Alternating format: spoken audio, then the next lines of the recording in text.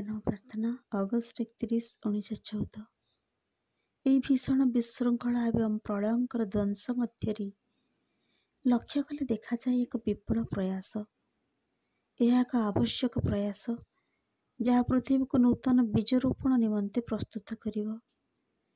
ସେହି ବୀଜ ଅପରୂପ ଶସ୍ୟ କେଣ୍ଡା ରୂପେ ବିକଶିତ ହେବ ଏବଂ ଜଗତରେ ନୂତନ ମାନବ ଜାତି ରୂପକ ମହିମୋଜ୍ଜ୍ୱଳ ଶସ୍ୟ ସମ୍ଭାର ଆଣିଦେବ।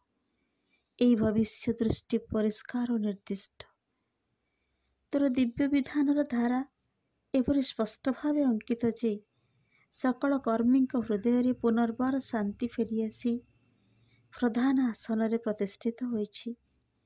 ଏଥିରେ ଆଉ ସନ୍ଦେହ ନାହିଁ, ସଂଶୟ ନାହିଁ, କୌଣସି ପ୍ରକାର ମନସ୍ତାପ ବା ଅଧୀରତା ନାହିଁ।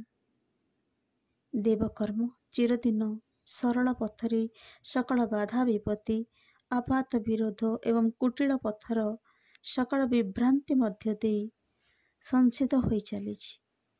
ଏହିସବୁ ସ୍ଥୂଳ ବ୍ୟଷ୍ଟି ସତ୍ତା ଅନନ୍ତ ସମ୍ଭୂତିର ଅନବଧାରଣୀୟ ମୁହୂର୍ତ୍ତ ସକଳ ଜାଣନ୍ତି ଯେ ସେମାନେ ମାନବ ଜାତିକୁ ଏକ ପାହାଚ ଆଗେଇ ଦେଇଛନ୍ତି।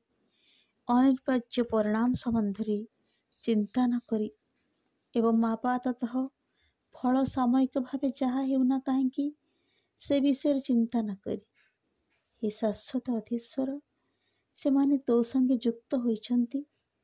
ହେ ବିଶ୍ୱଜନନୀ, ସେମାନେ ସମସ୍ତେ ତୋ ସଙ୍ଗେ ମଧ୍ୟ ଯୁକ୍ତ ହୋଇଛନ୍ତି। ଏହି ଯୁଗଳ ସଂଯୋଗ ଦ୍ୱାରା ସେମାନେ ସକଳ ପ୍ରକାଶର ଊର୍ଦ୍ଧ୍ୱସ୍ଥିତ ସଦ୍ବସ୍ତୁ, ବିଶ୍ୱ ପ୍ରକାଶ ସ୍ଥିତ ସଦ୍ବସ୍ତୁ ସଙ୍ଗେ ଯୁକ୍ତ ହୋଇଛନ୍ତି। ଆଉ ସେମାନେ ଆସ୍ୱାଦନ କରିଛନ୍ତି ପରମ ନିଃସଂଶତାର ଆନନ୍ଦ। ଶାନ୍ତି, ଶାନ୍ତି, ସମଗ୍ର ବିଶ୍ୱ ବ୍ରହ୍ମାଣ୍ଡରେ ଶାନ୍ତି। ଯୁଦ୍ଧ ବାହ୍ୟ ରୂପ ମାତ୍ର, ବିକ୍ଷୋଭ ଭ୍ରାନ୍ତି ମାତ୍ର, ଶାନ୍ତି ବିଦ୍ୟମାନ ଅବ୍ୟୟ ଓ ଅକ୍ଷୟ ରୂପେ। ହେ ଜନନୀ, ମୁଁ ତ ସେହି ମଧୁମୟୀ ଜନନୀ। ତୁ ହିଁ ଯୁଗପତ୍ ସଂହାରକର୍ତ୍ରୀ ଓ ସୃଷ୍ଟିକର୍ତ୍ରୀ।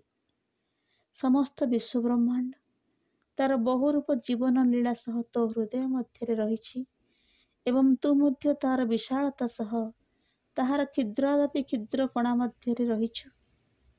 ତୋର ଆନନ୍ଦ୍ୟତାର ଅଭିପ୍ସା ନେଇ ସେହି ଅବ୍ୟକ୍ତ ପରମଙ୍କ ଆଡ଼କୁ ଊର୍ଦ୍ଧ୍ୱକୁ ଉଠି ଚାଲିଛି ଏବଂ ତାଙ୍କ ପାଖରେ ପ୍ରାର୍ଥନା କରୁଛି ଏକ ନିରନ୍ତର, ଅପୂର୍ଣ୍ଣତର ଓ ମହତ୍ତର ଅଭିବ୍ୟକ୍ତି ନିମନ୍ତେ। ସବୁକିଛି ସମକାଳରେ ତ୍ରିବିଧ ଓ ତ୍ରିକାଳଦର୍ଶୀ ଅଖଣ୍ଡ ଚେତନା ମଧ୍ୟରେ ଯୁଗପତ୍ ବ୍ୟକ୍ତିଗତ ସାର୍ବଭୌମ ଅନନ୍ତ ମହା